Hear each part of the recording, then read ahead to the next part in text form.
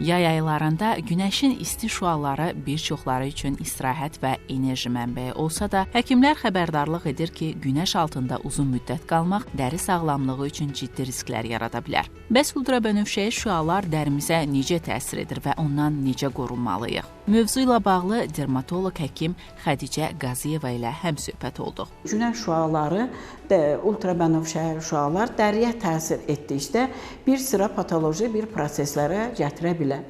Günəş şüaları dəriyə təsir etdikdə 3 hissəyə bölünür. Onun bir hissəsi atmosfer tərəfindən saxlanılır. İki bir hissəsi isə bir hissəsi dərinin epidermis qatına, ikinci bir hissəsi dərinin kollagen və elastik liflərinə təsir edir. Və bunlar son illər elmi tədqiqatlarda göstərir ki, günəş dəriyə təsir etdikdə dəridə qocalma prosesi daha da sürətlənir. Mən qeyd etmək istəyərdim ki, baxmayaraq ki, günəş şüaları xeyri də çoxdur, lakin günəş şüaları çox təsir etdikdə dəridə qızartı, səpgilər, sulanma, şiddətli qaşınmalar başlaya bilər.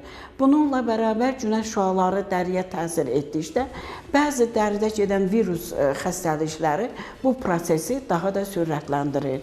Bununla bərabər bəzi xəstəliklər var ki, dəridə məsəl üçün götürək onkoloji bir proseslər gedirsə, günəş şüaları dəriyə təsir etdikdə bu proses daha da sürətləndirir. Dəridə əsasən yay aylarında günəş şüaları təsirindən bir çox ləkələr əmələ gəlir. Bunlardan qorunmaqdan yana ən əsası, ən birinci SPF-lərdən istifadə etmək lazımdır.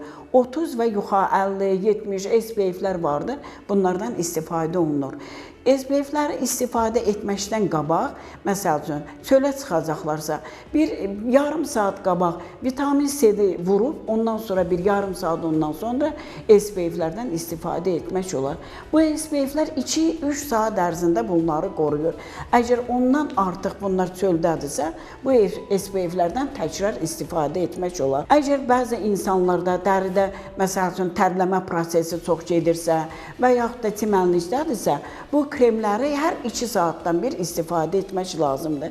Bir də qeyd etmək istəyərdim ki, əsasən saat 10-16 arasında günəş altında daha nə qədər az olsalar insanlara xeyirdir.